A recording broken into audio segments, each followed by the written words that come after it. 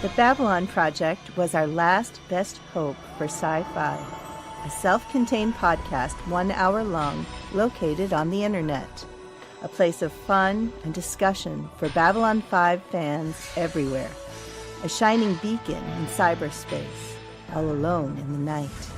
It was the dawn of the 20th anniversary of Babylon 5, the year the Great War to free Bab 5 came upon us all. This is the story of the last of the Babylon podcast. The year is 2016. The name of the place is the Babylon Project Podcast.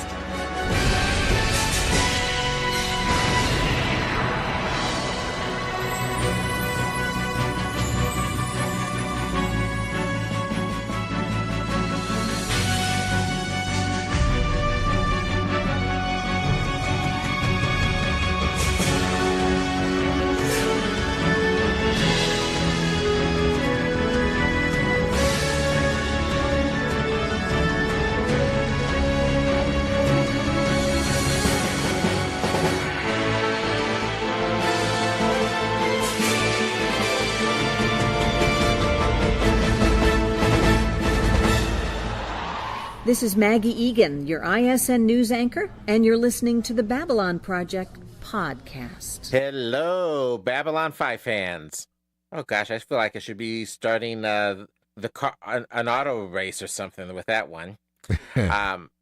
This is Raul here, and as always, I'm with my good friend Jim Airwood. How are you tonight, sir?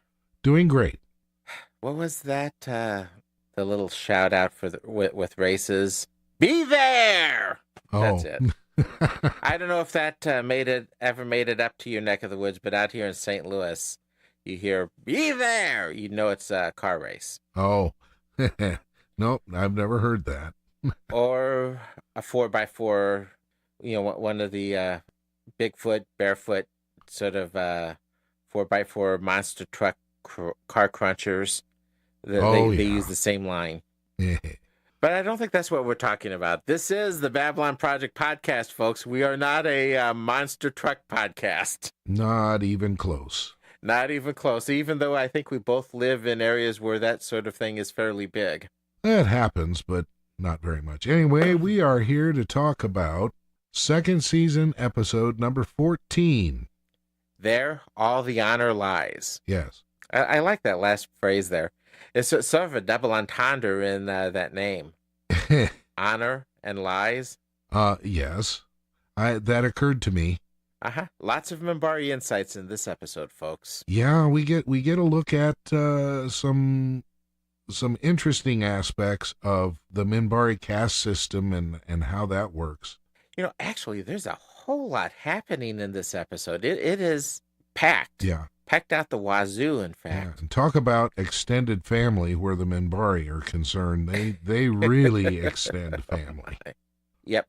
Oh, and we get our favorite Narn back. Yes, but she's not a Narn. Hey, you can take the spots out of the Narn, but you can't take the Narn out of Caitlin. Okay, I'll let that one go. I'm not even gonna comment on that. Oh gosh, I've been looking forward to. This was a stressful day, so my sense of humor is going to be in total facepalm mode. Just so you're warned, my friend. Okay, well, I can handle it. I'll take a laugh wherever I can get it. Well, let's give my stand-up comedy failures a break and go straight to your synopsis. All right, here it is. Archive. Access. Initiated. As Sheridan passes an unidentified stranger on the station, he notices that his link has been stolen. He goes in pursuit of the thief and is attacked by Lavelle, a member of the Minbari or warrior caste. When Sheridan is knocked to the deck, he conveniently finds a PPG lying next to him, which he uses to stop Lavelle. The only witness to the struggle is Ashan, who claims that Sheridan murdered Lavelle without provocation. Soon, Sheridan finds his career in jeopardy. Lanier takes it upon himself to investigate the incident and finds that the incident was a plot hatched by the third Fane of Chidomo to discredit Sheridan and get him reassigned. Lanier tells Ashan that he will tell Sheridan everything which will cast dishonor on Ashan's entire clan. However, Sheridan decides that the dishonorable truth need not be divulged on the condition that Ashan comes forward with an accurate account of what happened. In the meantime, Centauri Prime sends a replacement for Veer, Londo's assistant. When Londo learns of this, he threatens to resign from his post as ambassador if Veer is not retained. Further, in a bid to boost the station's revenue, a gift shop is opened on the station that is selling Babylon 5 memorabilia. Sheridan is okay with this until he learns that he has been immortalized as a teddy bear wearing a baseball uniform. Well, there it is. Yes, indeed. There it is.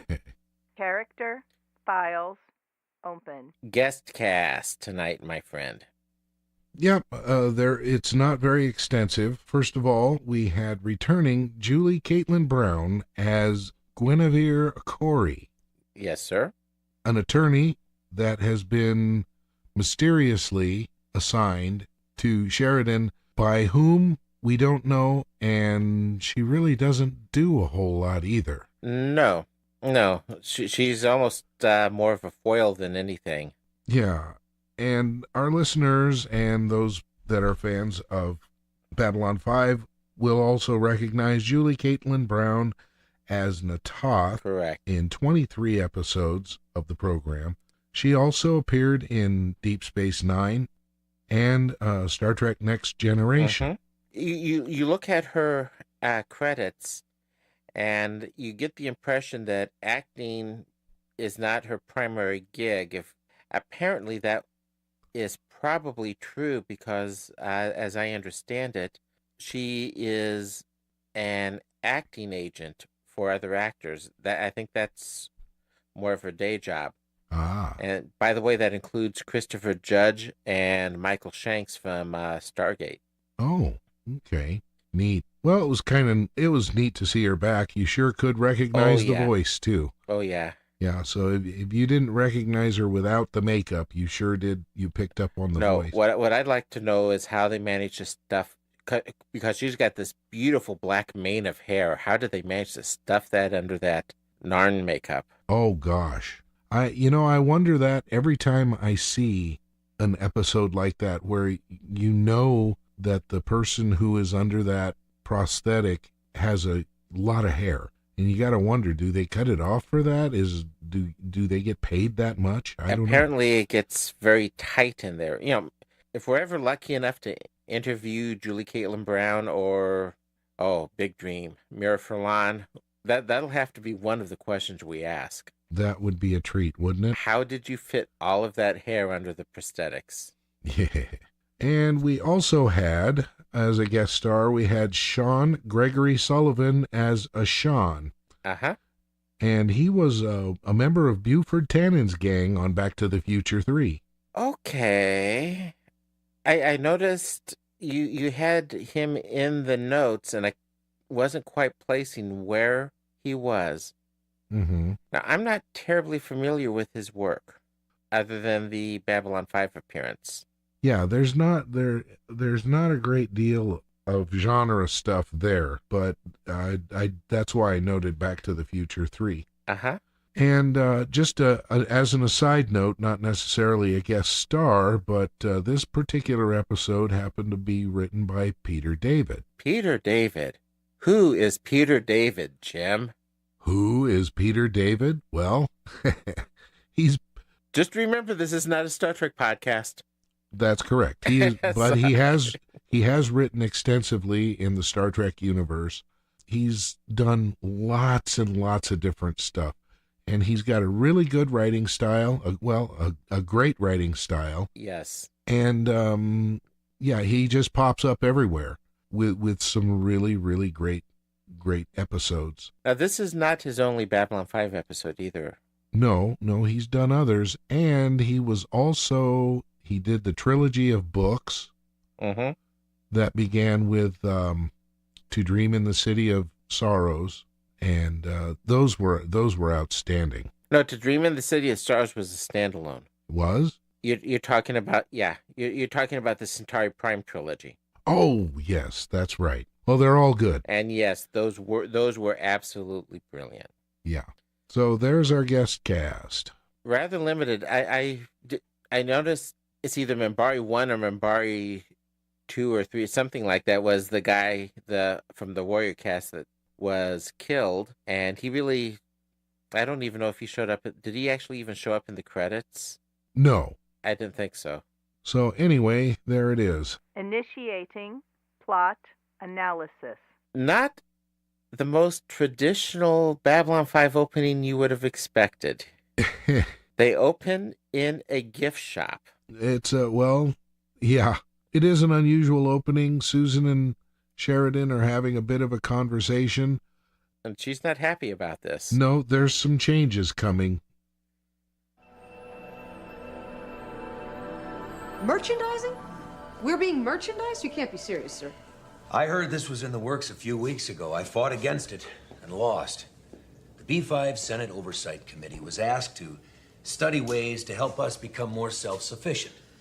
Their studies indicate that the sale of merchandise relating to Babylon 5 system-wide could generate a projected 2 million credits over the next year, earmarked for our operating budget. Why don't they just open up a gift shop? Well, that's exactly what they're doing down in the Zocalo right now. It'll sell to residents, tourists, visiting VIPs, anyone who wants a gift for themselves or for the folks back home. You know, dolls, jackets, toys. Welcome to Babylon 5, the last best hope for a quick buck. Commander. Oh, this is demeaning. I mean, we're not some deep space franchise. This station is about something. That's why I'm putting you in charge to oversee this gift shop, which I might add is only a test at this point. Why me? I hate this whole idea. Exactly.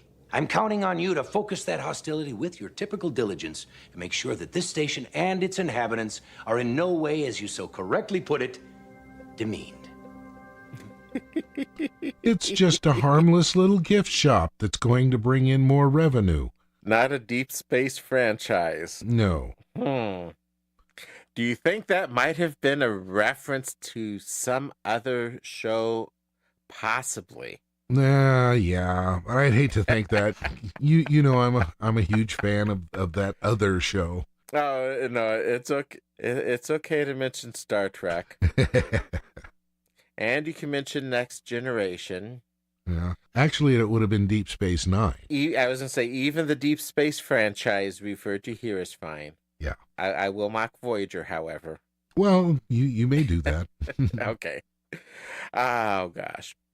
But, you know, another part of what is coming on here, what Susan's talking about to a large degree kind of reflects Joe Straczynski's attitude toward the merchandising. Remember, he strongly resisted the collectible and doll thing for a very long time. And when he finally did do something, he was very picky about what they released for sale for collectors. See, I'm not aware of all that. I remember this because I was one of the people that was looking for things. If you'll excuse the squeaks, maybe this stays fairly close to my desk. Raul is holding I would say approximately an 8-inch Kosh. Yep, Ambassador Kosh. Actually, we've managed to collect pretty much all of the action figures, as well as their variants.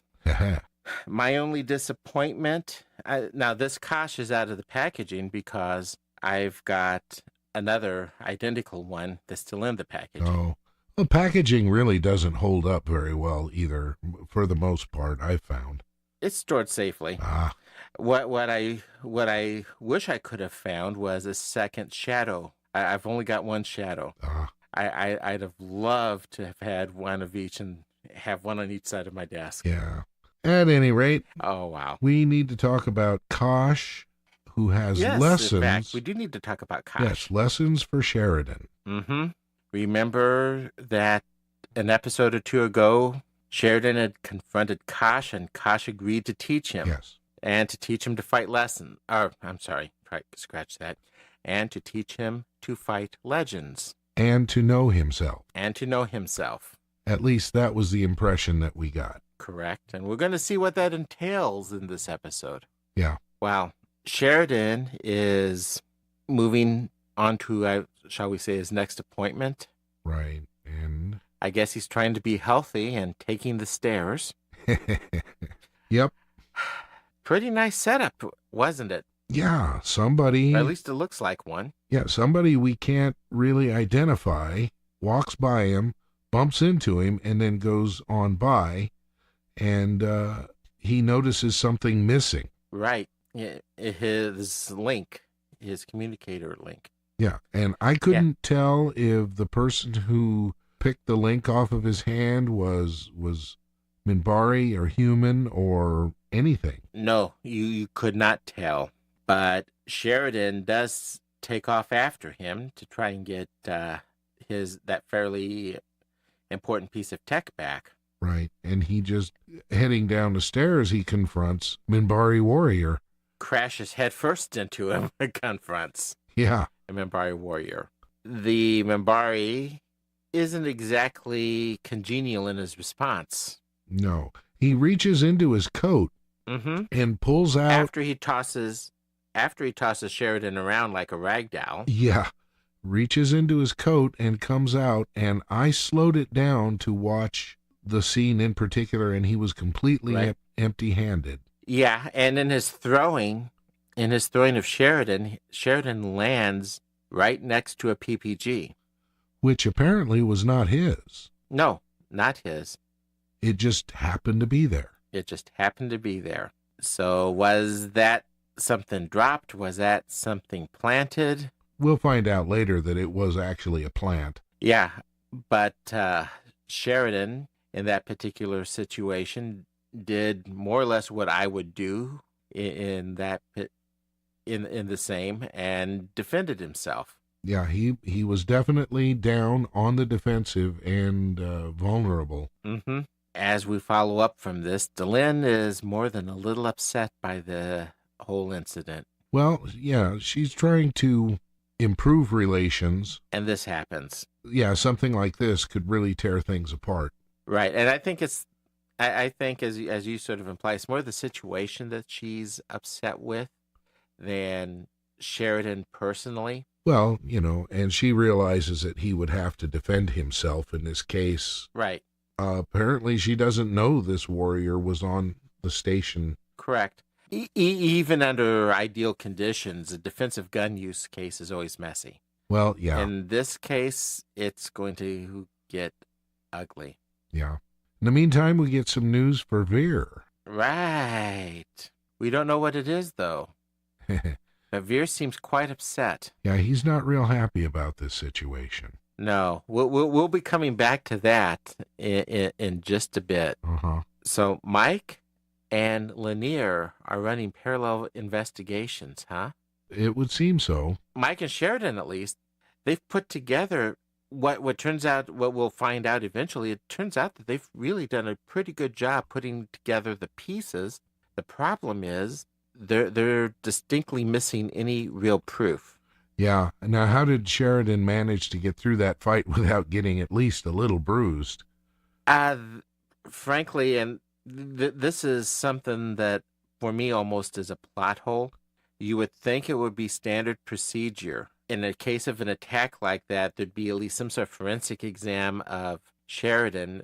He's claiming he was in a physical fight. You're not going to get tossed around like that without getting a little bit battered. No. So, anyway, neither here nor there. Well, Mike keeps running into Lanier everywhere he goes in this investigation. Huh? Yeah, they do seem to be chasing each other a little bit. Yeah, Mike's not that concerned about it.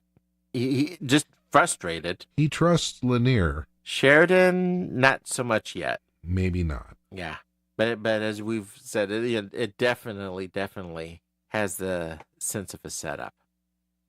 Yeah, back to Veer. Yep, he visits with Talia for a brief moment. She does a great straight man for him. Yeah, he is kind of comical here. But it's not a comical situation. No, we still don't know what it is. No. I'm sorry. No. Beer, are you all right? Oh, yes. Yes. No, I'm not. I can't stay. I can't stay. Now that's comedy. Bye-bye. Everything from the spilling of the drink down in front to just his almost incoherent babble. I mean, she does a fantastic straight man for it. Yep. Cut to Ashan. Cut to Ashan, who is something of an ass. Yeah. Now, Ashan was the Minbari that was at the bottom of the stairs who witnessed the entire event. Yeah, witnessed Sheridan shooting the warrior, and he's rather insulting. Pretty much to everyone. Yeah, well, especially to Delenn. Right. You really get a feel of the xenophobia that is reflected in the Minbari in general, I think. Absolutely, but this in particular illustrates that it seems that almost all Minbari just do not want anything to do with Delenn anymore. No, at least not at this point. And we get a little bit more because Sheridan, as this progresses, Sheridan starts to get involved in his own investigation, shall we say? Well, yeah. It isn't a matter of a legal investigation, though. It is, after all, a military base. Still, it doesn't help where conflict of interest is concerned. Well, yeah. One of the things we do find out, Ashan seems to be playing some games with the language. Yeah. For us, which means I surrender. Yeah, convenient. Now, you and I know, having seen the actual incident, he clearly said death first. Yes. So this was a mortal danger situation. And apparently he seems to be playing around a little bit with Minbari custom. Yeah, according to Ashan, what the warrior said, what sounded like, he was actually saying in Minbari that he was yielding to your authority, and that warrior was not yielding to anything. Explicative deleted. No, he wasn't. Uh-huh. Yeah. But like I said, it's just, no, you don't get into your, especially when it's turning into an interstellar incident. Absolutely. It's probably not the wisest thing to get involved. Susan makes her first visit to the gift shop and runs into an interesting little situation. Oh God, it's the mask gag. And very well done too. Yes. Yes, that was totally great. And I couldn't help but think, it looked like a convention, cosplay going on at a convention. It's Mm-hmm. Well, apparently though, from what I've read and what I've heard, they had all of this stuff made up specifically for this episode. Uh-huh. And it reignited the pleas for some Babylon 5 collectibles. I can't understand why JMS did not want to do that kind of marketing. I mean, look at what it did with Star Wars, for crying out loud. He was first and foremost interested in telling a story, not selling a story. Well, yeah. And he didn't want to go down. We have a walk-in closet that is floor to ceiling with action figures. My wife used to get White Skied. I mean, the hunt was interesting. Uh-huh. There was this tendency, especially with the Star Wars figures, to just repackage last year's to make a new. It pretty much became a game for a lot of collectors. Yeah. She wasn't one of the ones where you would go and just stock up on everything you could find, try to corner the market on these so you could turn around and resell them. She just liked the figure and she wanted her particular, her Picard figure or her Marcus figure from this show. Yeah. the idea that they were supposed to be toys had long gone out the window by this time. Oh yeah, yeah. But you know something, I unpackage mine for the most part. I like to touch them. I like to hold them. I like to have them out in little displays and things like that. Like my Kosh right here in my hand. Yeah, there you go. And my Lursa and Beator that were actually standing right next to my Kosh. Yeah. Okay. My two favorite Klingons. Yes. Well, the lawyer shows up. Nah, Natath. The real Natath. No, she's a lawyer. And and Ashan is not doing any better at behaving. Yep. This, let's face it, Sheridan's kind of getting cranky, I guess, is one way of phrasing it, while he's talking to him at this point. Well, you know, Ashan obviously has a major axe to grind here. Yeah. And what I want to know is, okay, this really takes place very, very quickly. Who sent for the lawyer? Well, we can presume that the incident was reported to Earth. Is there still yet more moles that are feeding information to Earth? Well, that lawyer got there. And if so, why? That lawyer got there in a big hurry. Well, that was at least explained. She was diverted. She was en route and near, but nevertheless, she got there. They ended up finding out and dropping this whole bit awfully darn quick. Yeah. Yeah. I don't know. There's got to be.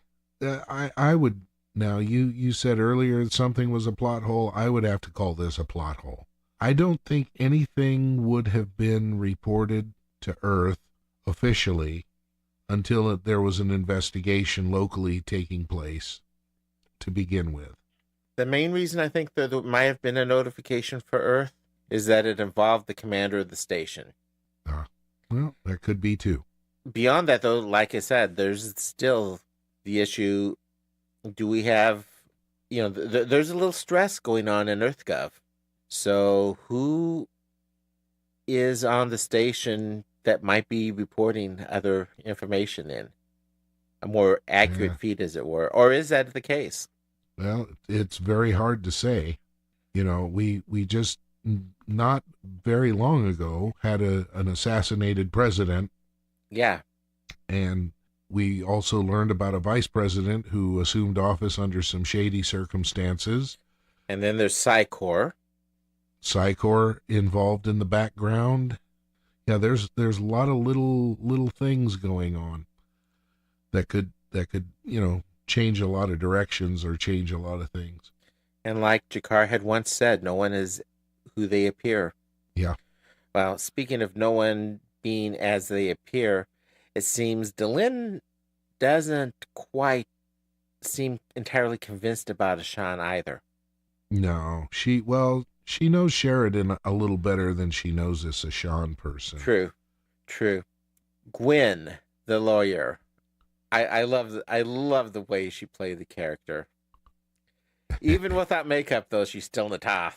Yeah, you. There's no mistaking that at all. Yep, she ushers everyone else out. Literally takes over Sheridan's desk, and the bad news sits in his chair. The bad news is she doesn't think they can convict, but it sure sounds like EarthGov is pretty much ready to throw him under the bus. Yeah. I don't know why they would want to do that, though. Well, they just installed him into the position. Yeah, exactly. Oh, well. Maybe they're figuring out he might not be quite the warmonger that they were hoping. Well, it hasn't been long enough to really establish it, whether that would be the case or not, and we still have President Clark. Probably he's still gathering power. Yeah. I don't know why they would even care. Don't know. To be honest. Yeah, it just seems odd that they're so willing to leave him hanging. Yeah. So quickly. But now even Sheridan is beginning to have doubts. That goes with self-defense, being in a self-defense situation. His doubts help reassure Susan. Yes, absolutely. But it's kind of scary for him, because I would imagine, did he use more force than he probably was warranted? I can just imagine what he'd be thinking. From what I understand, I've never had to use deadly force in a self-defense situation, but I have had interactions with those who have, and from what I understand, the things that run through your head, Sheridan's having the proper, that it's characterized correctly. Oh, yes. So. It's always going to be different when you look back. Mm-hmm. When you're in the heat of the situation, it's the R complex takes over. It's fight or flight, but then as humans, we have to reflect on what has been done. Yeah. Which brings us up to a lesson from Kosh. Great timing, huh? Kind of just dovetails right in, doesn't it? Yep. And gee, who would have thought Vorlons can be insistent? Oh, yeah. Well, Sheridan tried to explain to him, I don't have time for this right now. Which makes it just the right time. Right. And, it could be just that it's a relevant lesson that Kosh knows he needs this. Yeah. How does Kosh always seem to know these things? Well, he's Kosh. In the meantime of all this, Mike is more than a little suspicious of Ashan, so he's sicking his trusty number one Zach on him now. Yep. And Zach will take care of things. That's the theory, at least. The Kosh lesson. Yeah, the worst part of Down Below, the dirtiest, darkest, nastiest looking place that I have seen on the station so far. But where we will find one moment of perfect beauty. And that's how, he puts it that way, a moment of perfect beauty. That sure did pique my interest. This whole little scene is one of the more profound scenes in the second season. Now, something just from a historical perspective, and I don't mean 16th century historical, I mean 1995 historical. If you remember, it was around that period of time that the monks of St. Benedictine, they were doing the chant CDs. Gregorian chant had kind of made a big splash. Yeah. I have an entire CD full of it over here somewhere. Yep. We have a couple as well. My wife, like you, is a music teacher. And Gregorian is fun to listen to. It is relaxing. It can be if it's in the right mode. No pun intended? No, not at all. I was referring to the scale that it would be based on. You're gonna have to explain that. My wife's a musician. I get the joke, but you're gonna have to explain it for the rest of our audience. I don't. You don't want me to do that, because then we get into a music theory lesson that's going to take a while. Let's just leave it that chant is in its own key. I guess that's one way of putting it. Well, okay, I'll see if I can make it real brief. The music of today is based on roughly two kinds of scales. For the most part, major and minor scales. Mm-hmm. Well, if you take and you transpose a scale, like say you take a C major scale, C, D, E, F, G, A, B, C, then you play the same scale a step up, so you from shift D it to D, right? You wind up with a whole step at the end of the scale, which makes it a mode, and that particular mode would be called a Dorian mode.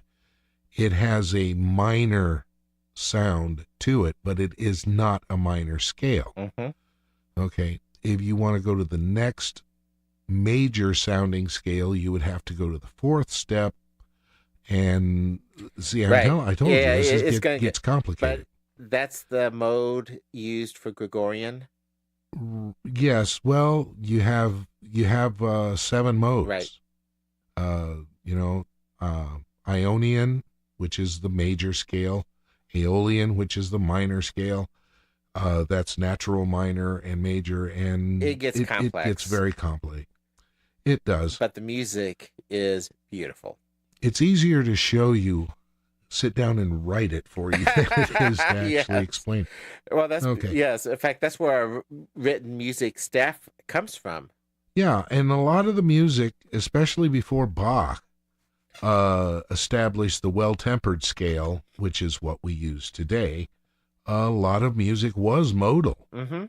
And the Greeks refer to modes as various modes can invoke various feelings and various moods in people, as well as various different rhythms can also do different things. You have to go to Plato to read about that. Right. But at any rate, at any rate, it's profound. Why were the monks down there? Well, were they monks or just robed figures?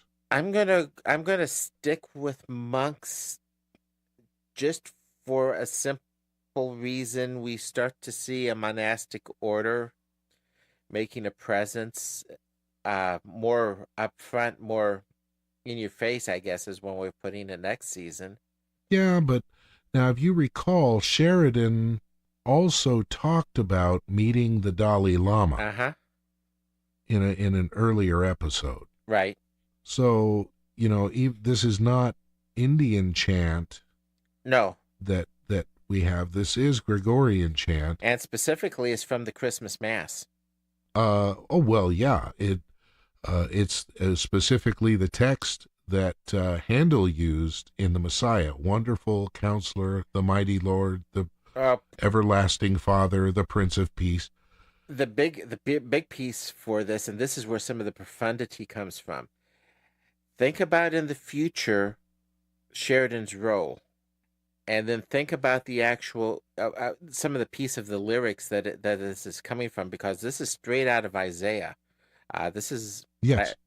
Okay, Mr. Apologist here. Isaiah 9:6. Unto us a child is born, unto us a son is given, on whose shoulders the world's dominion rests. Whose name is, he who was sent to us from the great heavenly wonderful counsel. Does that not speak a little bit to the role Sheridan's going to play in the series?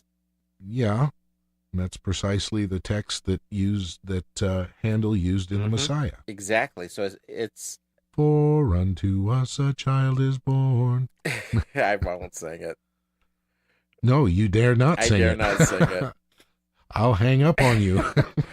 But even the song that they were, even the chant that they were singing is extremely relevant to the progression of the series.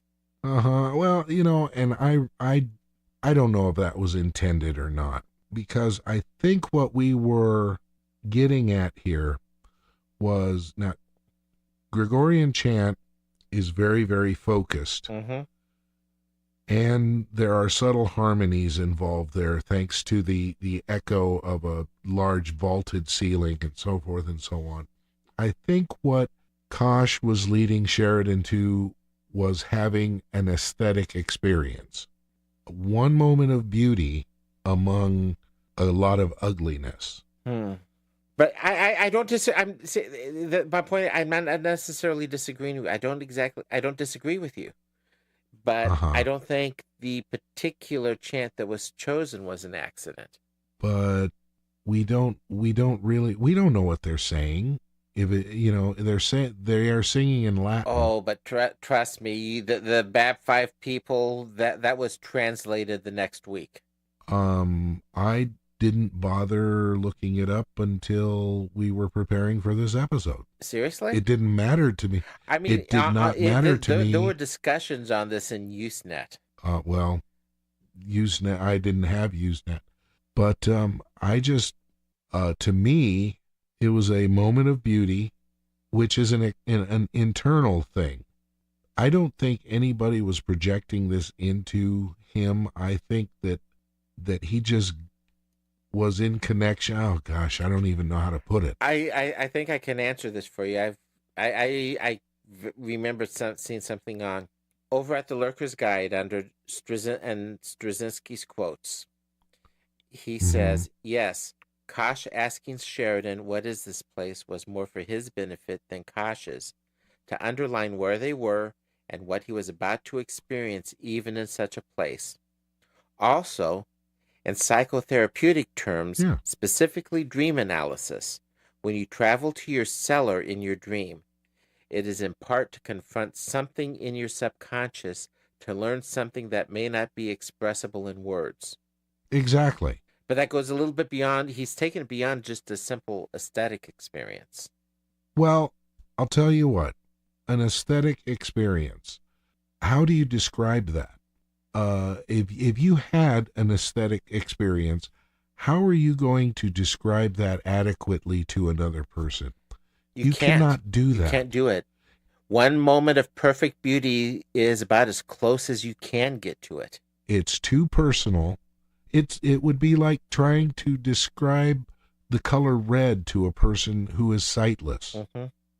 You can't do it. It's a very personal thing. But you know what? We're getting into an area of philosophy that is even more complicated than music theory. Oh, yeah. So we should probably move on. We should probably move on. Or we're going to be here for a long time. But there's another philosophical piece that I do have to mention. Okay. Not with the meaning of the song, but the interaction with the monks. The asking for an offering. What Sheridan gave away, his command bar, which, as he notes, is not worth much, but, and as you correctly point out in the notes, it was all he had. The offering was more symbolic than anything, but it was also very prophetic of the future. That's very true. It also relates to that messianic nature, that sacrifice that he's going to be making. Yeah, a huge one. Uh-huh. He's gonna trade away almost definitely his livelihood, and quite possibly his life down the road a little bit to stand up for what he believes in. Yeah. Or just to simply do that which is right. Yeah. Well, Veer does not handle alcohol very well, as you point out. No. It also seems that Veer's position on Babylon 5 isn't quite a joke for Veer or for others anymore. No, he knows too much. Yeah. The folks on Centauri Prime have decided that he is to be replaced. Yeah, and he does not want to be replaced because he doesn't mean anything back home. But on the same side, he doesn't want to be there because of the secrets that he has to keep. What he knows bothers him. He's not comfortable with it. Well, Veer is an honorable person. Very much so. And he sees no honor in what has been transpiring with Londo. Nope. But at the same time, he knows that if he goes home, Lord Rifa is there, Cartasia is coming along. There's definitely no honor there either. Yeah, though we don't know very much about, no one actually knows very much about Cartasia, except that what's implied at this point is that he's a Rifa puppet. Yeah, we don't know much about him yet, but we do have the the benefit of seeing everything unfold before. Veer is just finding himself out there by himself. Yeah, alone and conflicted. Yeah, very much. To lighten things up a bit. Quite a bit. Yes, a Londo doll. Yeah, we got 3 ladies sitting at a table. A couple looking of at a Minbari Londo and doll. a human. Yeah. And if you examine it, it's like the Minbari are kind of explaining something to the human lady. Yeah, Why are the women laughing? Nudge, nudge, wink, wink. Yes, we will find that out. We will find that out shortly. Now we get it from, and this is just part of a series of quick cuts from one piece to another as different threads start to come together, because now we're in an elevator with Sheridan sounding like a Vorlon. And again, because the experience he had is difficult, if not impossible, to explain. Mm-hmm. Though Susan notices he's sounding like a Vorlon. Yeah, she mentions that. The lessons are paying off. Yeah, you sound just like a Vorlon. And then another quick cut to Delenn's revelation to Lanier. She has some instructions on how to deal with the body of the slain Membari, and that seems to be a bit upsetting to both of them. Yeah. And speaking of the whole series of crises, we've got the real crisis coming up. Londo is a little bit annoyed about the doll for some reason. We still don't know quite why. And then we quick cut to Zach doing his job. Oh, okay. Following Ashan. And, well, he gets cold cocked by Lanier. Huh? Yeah. For his own protection, no doubt. For Zach's own protection. Presumably. I've said it before, I'll say it again. With the way Ashan responds to Lanier, am I allowed to say ass? You did before. Okay. Ashan is an ass. Yeah. Good heavens. We do get one answer. Yeah, we learn that the pickpocket, or, well, the person who picked the communicator off of Sheridan's hand is a human. Yes. Now, was that someone that just was hired out of the blue by Ashan? Or is this a conspiracy that crosses species? I would be willing to think that Ashan just hired this guy. I think so, but I'm just going back to some... At this point, with the obvious finagling going on, people were getting paranoid and questioning everything. You know, it could have just as easily been a matter of, let's not make this person a Minbari, let's put him in the robe and let him go take this thing and save a few dollars on makeup. Yeah. I mean, you got it. Because there's no reason to make him Minbari. You just needed somebody to snatch a piece of tech off of somebody. Yep. I'll definitely yield that. Okay. The quote everyone, the clip everyone's been waiting for, at least if you've seen this one. Attributes, symbolically, well, play it, my friend, play it. The Centauri government will not tolerate such insults. Well, it's just a doll. It wasn't even made by us. Look at the tag. It's probably being made by somebody down in the bazaar. It's a mockery. It doesn't even have any, attributes. Attributes? Do I have to spell it out for you? Oh. I see. So you feel like you're being symbolically cast in the bad light. Well put. Now look here, if I have to go back to my... I have all of these dolls removed at once, please. Yes, sir. Thank you for the sensitivity, Captain. I do not lie when I say this could have been a major embarrassment for all concerned. So, yeah, no attributes. You know, in addition to the little 6 or 8 inch dolls, our action figures, they had full 12-inch dolls. Uh-huh. I'll have to check my Londos. Oh God, that came out sounding terrible, didn't it? I don't want to know. Okay. Obviously, the Centauri do not appreciate anatomically incorrect likenesses of themselves.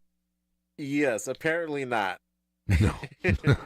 or is it just Londo?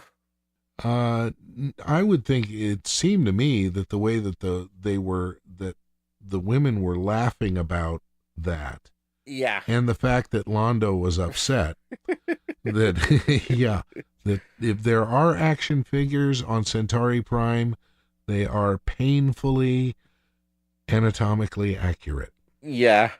But now, again, I don't want to know. there is a plus side to this, though. Okay. Sheridan does get an important piece of information off of Londo here. It seems that Minbari can lie after all. Well, Lanier explained that several episodes ago. That Minbari can... He explained it to Londo. Yeah.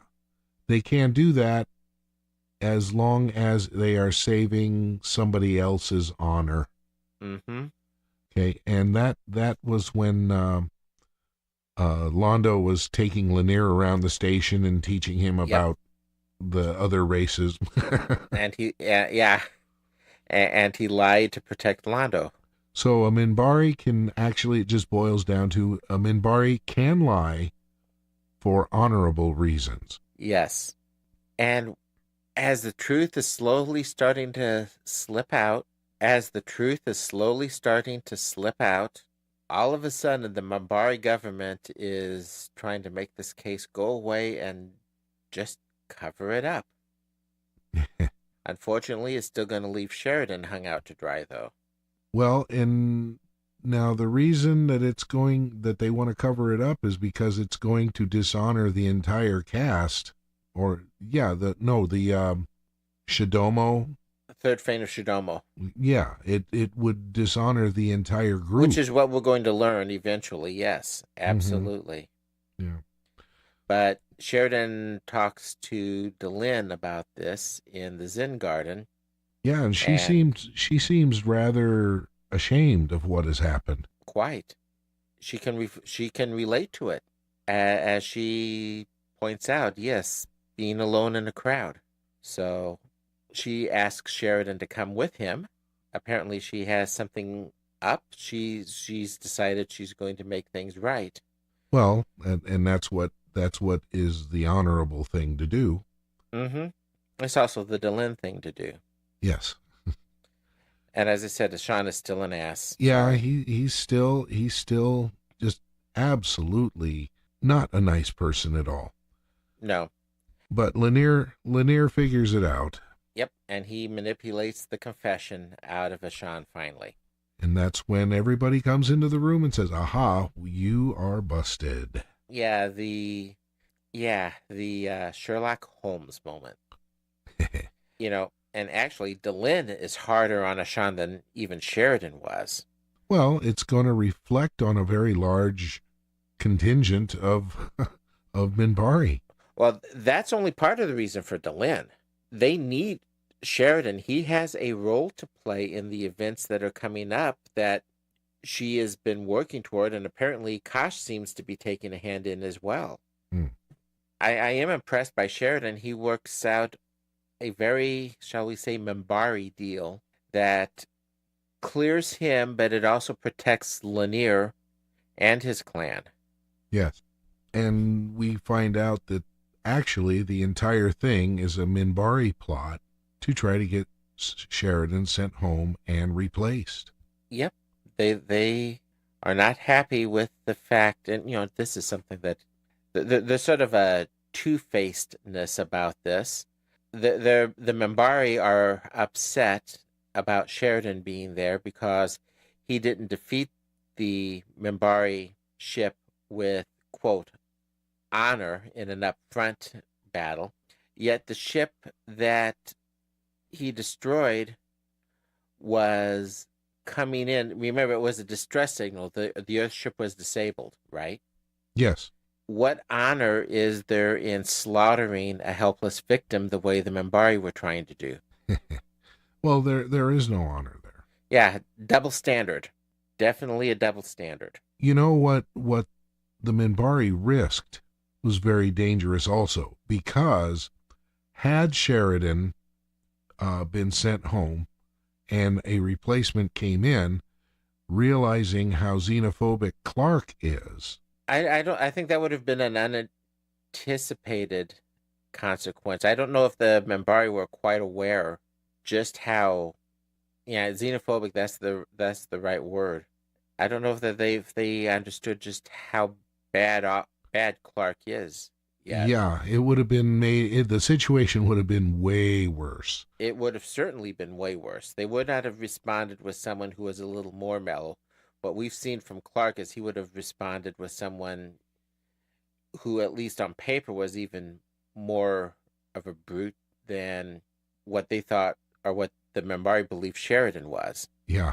Well, the next to the last piece to wrap up. Yeah. In fact, both of the pieces that we wrap up, here are a little bit lighter. Yes. Londo is having some fun at Veer's expense. Yeah. Is that moon-face assassin of joy is getting payback now. On Veer's first hangover. Right. But it turns out that Londo gave an absolutely glowing report on Veer and is not about to let him leave. Yeah. Well, let's think about this just one step farther. Would you trust Veer not to talk when he returned to Centauri Prime? The Veer now? Absolutely. I don't know. The Veer of season 1? No way. I think Londo definitely wanted to keep him close with what he knows. Yes, but not just because of the knowledge. He sees Veer. You can already tell Veer is his conscience, and Londo is afraid of where his path is taking him. Oh yeah, and he's terrified to lose that piece of conscience, that last piece of conscience that he has. Well, not only that, Londo is a selfish person, and he is starting to accumulate power, and being Londo is the only one dealing with Morden and the shadows. If, say, word got out to Rifa or the others how it was working, Rifa would jump in there and just take over and push Londo aside. Certainly. Rifa is more than willing to sell his soul. Oh, yeah. No doubt at all about that. So, Londo wants to keep what he knows to himself. And keeping Veer close is going to allow him to do that. Yes. He went. There's a whole lot of reasons for him to want him there. Oh yeah, well, and Veer's just a kid in Londo's eyes, and so there's that aspect. It's a multifaceted relationship. Yeah, but a deep one. Londo does get his little payback though for Veer. The family coming out. For a visit. Yeah. An extended visit. Yeah. Only one response for that. More alcohol. Drink more. And the closing scene. Susan arrives with a teddy bear. Correct. Wearing a ball cap and a jersey. With JS on it. John Sheridan. Apparently Sheridan doesn't care for cute. Well, neither does Straczynski. Nope.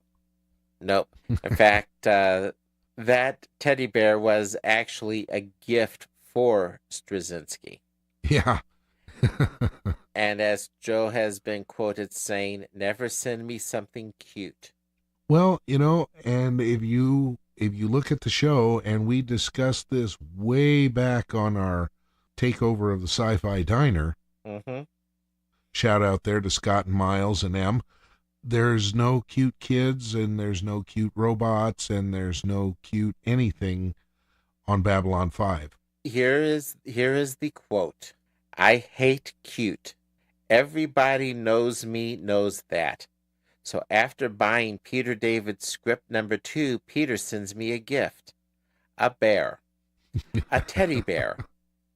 With my initials JS on the front and Bear Ballon 5 in the back. I call Peter back. I say that I must now get him for this. He asks what I had in mind. I said, wait and see. It's So I wrote the entire bear thing at the end of the show and inserted it into his script. Yep.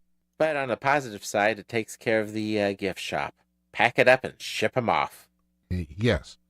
No more gift shop. So much for the harmless little gift shop. Right. Also, all we needed was an anatomically incorrect Londo and a teddy bear that was supposed to be the station commander, and that's it. The gift shop is packed up and moved out. You got it. You got it. And that is there all the honor lies. Yes. Lying honor. Yeah. A really good episode with some background, some insight into the Minbari, and some fun too. And a lot of fun. This is a good example, in my opinion, on how a development episode, rather than the big arc whammy episodes, should function. Yes, I agree. It keeps you engaged. It keeps you entertained. Too many of these development episodes today, they just kind of slog along. They don't have the. It's like they sacrifice the pacing. This keeps it all and does a great job at it. Well, shows now have to seem to just have to be, everything is story arc. Nothing is episodic. Babylon 5 was story arc, but it also included episodic elements. There were chapters. There were shows that you could watch that you could just enjoy, and you didn't have to worry about the story arc. They were just really good little self-contained stories in themselves. Which this one was, but at the same time it does that, it contributes. But if you're not interested in the story arc, if you're just looking to sit down and watch a good episode, this one works. I hate to say this, but I think this is part of where streaming and Hulu and Amazon have kind of let us as an audience down in a way. Remember when Babylon 5 was out in the 90s, you were relying on catching the episode. If you missed the episode and your typically difficult to program VCR didn't record it, if you had a VCR, because certainly not everyone had one, you were stuck waiting 6 months for the rerun. Yeah, if the baseball game went into extra innings, forget Your it. First half hour of the show was preempted and you're out of luck. Exactly. And I cannot tell you how many times that happened. And it was infuriating. Mm-hmm. So you had to be able to write encapsulated in that episode, but still contribute to the arc. And, obviously not, there were certainly episodes that were 100% pure arc, like the season finales. Yes. But he had to pay more attention to that kind of structuring than the writers today seem to be as concerned about. Yeah. Well, we're just, as I said, everything seems to have to be a story arc, mm-hmm. which is why I don't watch a great deal of television. Yeah, same here. I'll tell you what, if I have to miss an episode, and there are times when I do have to miss something, sometimes it's unexpected. Well, I'll tell you what, I'm not coming back to it. Yeah. It's happened many times. It's unfortunate, but I just don't have time to play catch up. And I mean, now, okay, fine. We've got Netflix and all this other stuff that we can go back and see past episodes and yada, yada, yada. I don't have time to sit in front of the television. I don't have time to sit in front of the television for 3 or 4 hours to get caught up. Mm-hmm. I miss good old episodic television like Next Generation, where it didn't matter. You had little movies. And if you missed one, it didn't kill you. Sadly enough, though, it's Babylon 5 that was really the first significant show, major show that, that wasn't a Dallas or, one of those evening soaps. It was the first serious show that really pushed the arc story concept. Yeah, I agree. But far too much, they just didn't. They just didn't follow up with it. It's still, and I was actually talking to, and someone else brought it up to me. This was at our homeschool conference, actually, just this last weekend, that Babylon 5, in his opinion, was still the best done serial show in television to date. Yeah, I can't disagree. Wow. At any rate, we have been talking quite some time here. It is, but it was, like I said, this episode, it was fast moving, it was paced, but it was dense. There was a lot in here. Yep, a lot of philosophical stuff and a lot of straight out bathroom humor. Yeah. Yeah, so it's like we go from the philosophy of Gregorian to attributes all in one episode. I wonder if that says something about Pope Gregory. Oh. Sorry, I went to a Jesuit university for many a year. And if you remember I don't know how well you remember your Western Civ, but Gregory did have some questionable things in his during the time of his papacy. Well, but at the same time, thanks to him, we have an accurate calendar. Mm-hmm. More or less, except the starting point was off by somewhere between 2 to 6 years, and we have to throw in a filler date every 4. Oh, well, that's okay.